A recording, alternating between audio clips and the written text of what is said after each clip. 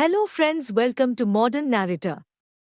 In this video I will explain PS-1, that is Ponniyin Selvan. Ponni is a river in Tamil Nadu, the southern part of India. This river is also known as Kaveri in northern part of India.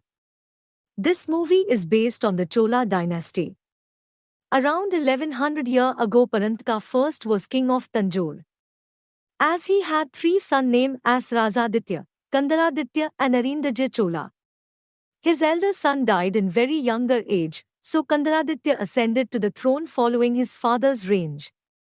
He was a passionate devotee of Lord Shiva, so Emperor Kandaraditya married Sembya Madevi, who is also devoted her life to Lord Shiva. A son whom they named Madhurantkan was born to them. When Emperor Kandaraditya decided to abdicate, his younger brother Arinjaya Chola ascended to the throne. But Arinjaya's reign was short-lived and he died within a year of becoming the king. As Kandaraditya's son Madhurantkan was still a child. So, it was decided that Arinjaya's son Sundara Chola succeed him as emperor. Sundara Chola had two sons and a daughter. The elder son was named Aditya Karikalan, daughter name was Kundavai, and the younger son was named Arulmozhivarman, aka Ponniyin Selvan. In his childhood he was saved alive from drowning in Ponni river, and thus he was named by the Ponniyin Selvan, who simply means son of Ponni.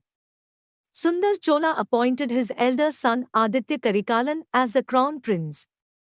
But in present time Madhurantkan is grown enough and he also want to sit on throne of Tanjore. The story starts with a war going on between the Chola and the Rashtriya Kusht. The army of Aditya Karikalan used fireballs and destroyed the army of the Rashtriya Kusht. Aditya defeated the king of Rashtriya Kusht Kathika, where Kathika begs to get killed by Aditya. But Aditya doesn't kill him, rather he leaves him alive, and then the entire Chola army present in the war enjoys victory by drinking and dancing. Vantiyathevan, on the other hand, was a soldier. He saved life of Aditya Karikalan during a war. Aditya calls him and assigns a task to visit Kadamba city, as he had received a piece of information regarding a conspiracy being cooked by Madhurantkan in order to reclaim throne of his father. Aditya tells him that if this information is accurate, then he has to visit Tanjore and share this information with the king, Sundar Chola, who has got serious injuries in previous war. Then Aditya hands his sword to Vantiyathevan and orders him to visit Panjihari, where his sister Kunduvai live, and she should also be aware of this disaster. Vantiyathevan now leaves the area, enjoying his journey and realizing how amazing nature is. After a few movements, he notices a crowd and moves towards them, inquiring about the situation, and gets shocked that two priests were fighting after two gods. Vantiyathevan grabs one of priest's hands and tries to convince him not to fight, but one priest whose name is Alvar Kadya Nambi gets to know that Vantiyathevan is a spy, and so he starts to chase him. But somehow Vantiyathevan manages to escape from there and reach the palace, where he asks guards to open the gate and let him in, but they deny his entry, and then he forcefully enters in palace with his horse, and a fight scene begins. After this, the Maharaja gets the knowledge that Vantiyathevan is a member of the Chola Empire. He welcomes him with a whole heart. He stays there the whole night and tries to find clues about the conspiracy. Then one night Vantiyathevan witnesses the cabinet's meeting and gets to know that this meeting was about the real king of the Chola dynasty, that is Madhurantkan, because his father Kandaratya gave his throne to Sundar Chola when Madhurantkan was younger. Now he is 24 and as per the rules, he deserves the throne, but Sundar Chola made Aditya Karikalan his crown prince, and now they are united and stand in favor of Madhurantkan, who enters here secretly and asks for help. The next morning, Vantiyathevan catches Nambi, as he knows that he too has listened to all the conversations held between the cabinets, and he was climbing the walls of the palace that night. Later, he forcibly tries to find the truth via Nambi, and he tells him that he is the foster brother of Queen Nandani, and he went there to hand over a letter to Nandini. After this, Vantiyathevan sees a palanquin arriving and stops it. In that palanquin was Nandini. Vandiyathevan at first gets lost in Nandini's beauty, but then he lies to her, stating that his foster brother Nambi had sent him to her. She asks him who he is, to which Vandiyathevan replies that he is a servant and a member of Aditya Karikalan. Therefore, she gives him a signet ring and orders him to meet her in the palace tomorrow. The next day he reaches the palace with a fake letter and shows the signet to the officers at the gate and enters the palace, where Vandiyathevan gets caught by the army and is brought into the palace tied to a rope. A other man is also tied there who was suspected to a spy of Pandya clan because Pandya clan was rivals of Chola Empire. But still the chief soldier questions Vandiyathevan regarding his arrival at the palace and why he has Nandini's ring and who gave him this ring. Vandiyathevan lies and tells him that King Pravteshwar, who is Nandini's husband, gave him this ring when he was in the Kadambar kingdom. Finally, he meets King Sundar Chola and tells him about the entire conspiracy.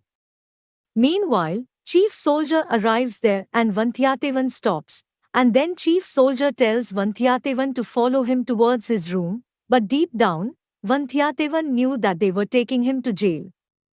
To keep him safe, he escapes from there and reaches to Queen Nandini's room. Vandiyathevan tells her that he has a message for Kundavai that was delivered by Aditya. Listening to this, she reads the letter. Nandini gets a news of her husband's arrival in her room, and she tells Vandiyathevan that she can save his life, but for that, he has to tell her about the reply message that Kundavai will write in response to the letter, and Vandiyathevan agrees. She then escapes Vandiyathevan through a secret door. Now Pratheshwar comes there and moves straight forward towards Nandini. When Pravatheshwar questions Nandini about the signet, she tells him that Vandiyathevan will tell us everything that happened between Aditya and Kundavai. After this, a Pandya spy grabs Nandini's hand and reminds her of her task, her promise, and why she is living there. And she orders him to kill Ponniyin Selvan, younger brother of Aditya Karikalan. Following that, we see a group of people or a community swearing an oath to finish the Chola kingdom. This community was none other than the Pandya community. And this community was led by Queen Nandini. Meanwhile, Vandiyathevan reaches Panjihari, and he again falls for the beauty of the Kundavai as he did for the beauty of Nandini. After this, he tells her everything about the entire conspiracy and she orders him to meet his younger brother, Ponniyin Selvan. Kundavai's friend, Vanthi, gave him a letter secretly for Ponniyin Selvan because both Vanthi and Ponniyin Selvan were lovers. Now we see that Aditya, along with his grandfather, is having a conversation where his grandfather asks him to move back to Tanjore because his uncle Pravteshwar and his wife Nandini are planning to end their kingdom and his father is alone there. Aditya gets low when he hears Nandini's name, and he has flashbacks of a girl. This girl was none other than Nandini herself, and she and Aditya had loved each other since childhood.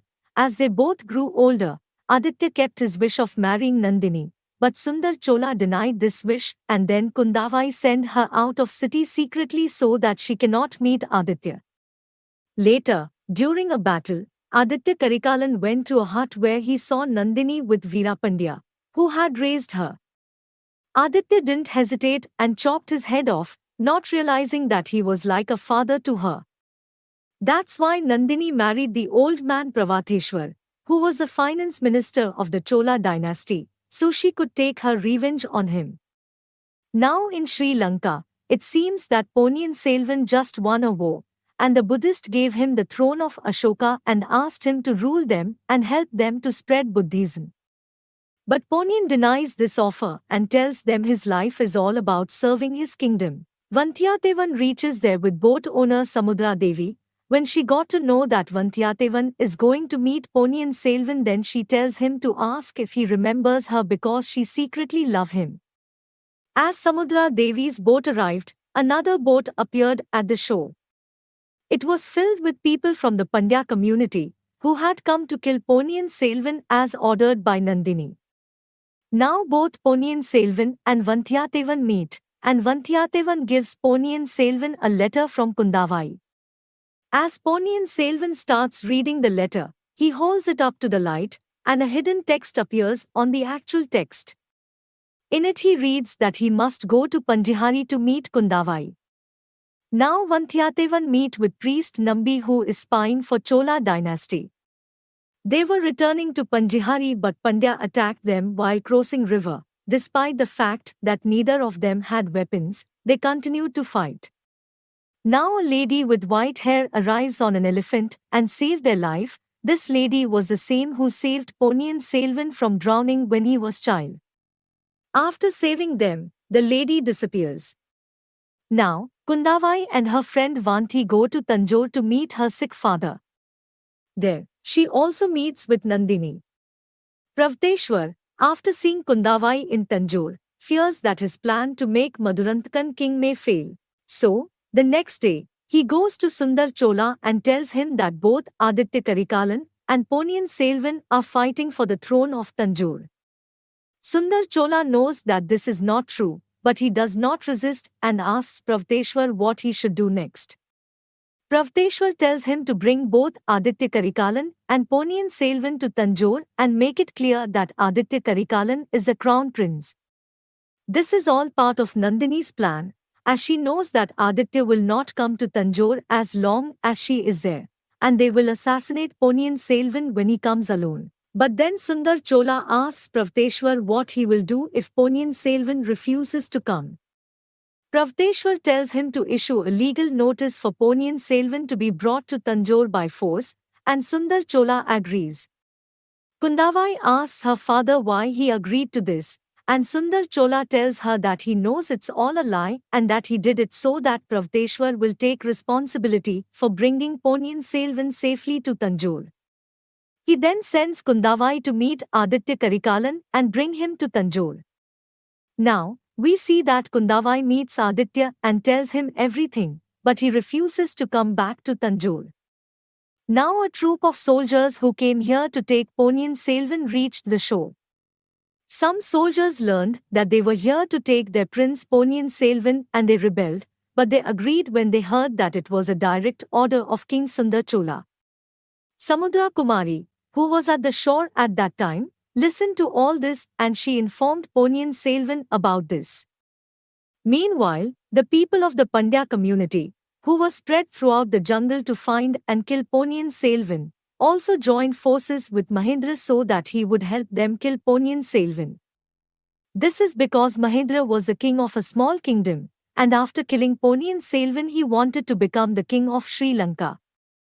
Ponniyin Selvan now has knowledge of all of his father's plans and orders.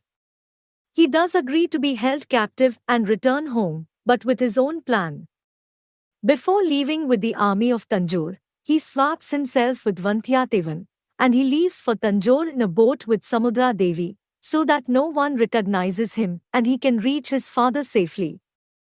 However, one of the Pandya members attacked Vanthyadevan and took him to their master. The master recognizes him and tells them that he isn't the real Ponniyin Selvan, and in anger, they tie him at the top of the ship. Seeing him being hung over the top, Ponniyin Selvan arrives to rescue him and fight with the Pandya, and then a storm arrives, due to which the ship sinks, and they all get drowned in the sea. When the people of the Tanjore palace learned that Ponniyin Selvan was no longer alive, King Sundar Chola was shocked.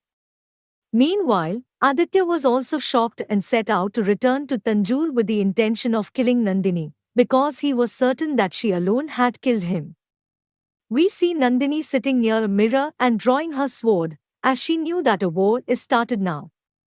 At last scene of the movie we see that the white lady who saved Ponniyin's life many times before, came there and saved both of them from drowning. This was the first moment when viewers see her face and she was mirror copy of Nandini. So this was end of the first part of movie and its second part will release on 28th April 2023. Hope you enjoyed this video. Subscribe our channel for other movie explanation. See you in next video soon.